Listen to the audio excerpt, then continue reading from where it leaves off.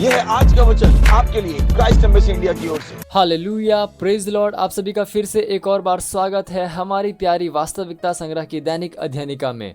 वास्तविकता संग्रह के लेखक हैं reverend doctor pastor Chris Oyakhilome DSCDD। Hallelujah. और वास्तविकता संग्रह आपको तैयार करती है दिन के लिए और दिन को तैयार करती है आपके लिए।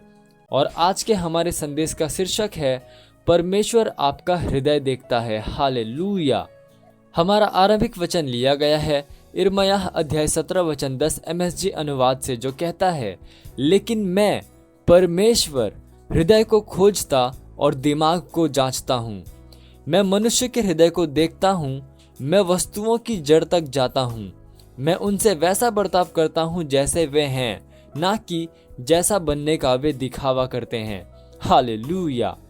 पवित्र शास्त्र में उल्लेखनीय उदाहरण है जो यह समझने में हमारी सहायता करते हैं कि परमेश्वर सच में मनुष्य के हृदय को जांचता है।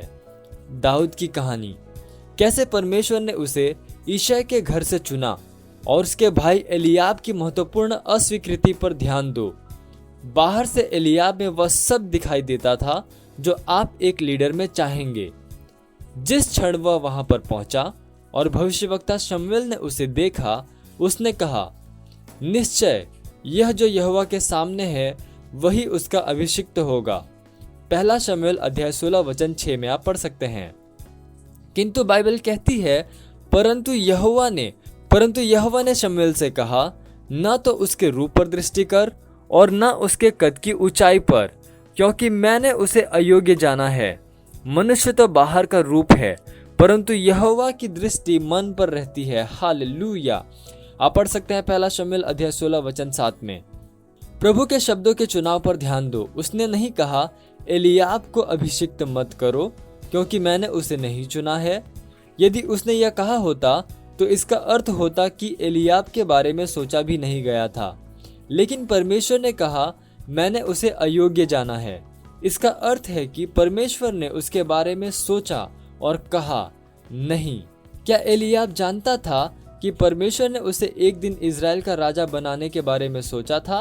नहीं, लेकिन परमेश्वर ने उसके बारे में सोचा और उसे कम पाया। इसी संदर्भ में अब्राहम की कहानी दूसरा मामला है, इस बार सकारात्मक, क्योंकि अब्राहम परीक्षा में सफल हुआ।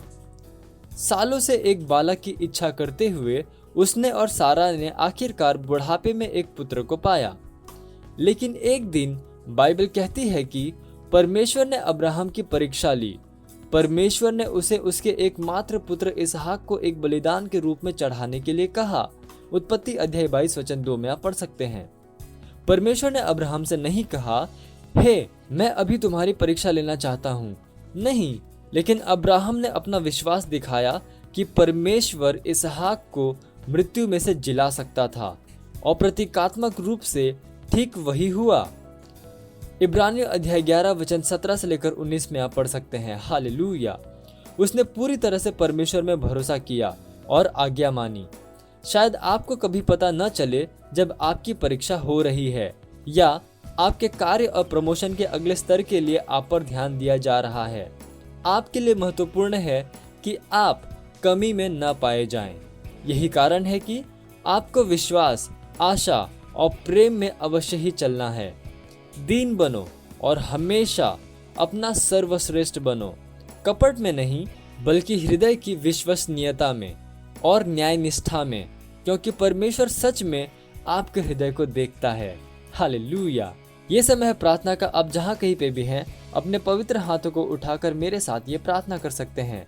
बोलिए, मेरे पास एक हृदय है जो कि जुनूनी रूप से परमेश्वर से प्रेम करता है और सच में उसकी सेवा करता है।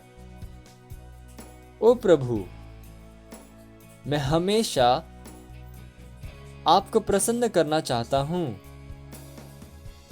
सारी वस्तुओं के विषय में आपकी सिद्ध इच्छा को जानने और इसमें चलने के लिए मैं आज आपके वचन के साथ मेल में हूं, इस तरह से कि मेरा जीवन आपको महिमा लाता है। प्रभु यीशु के नाम में आमीन।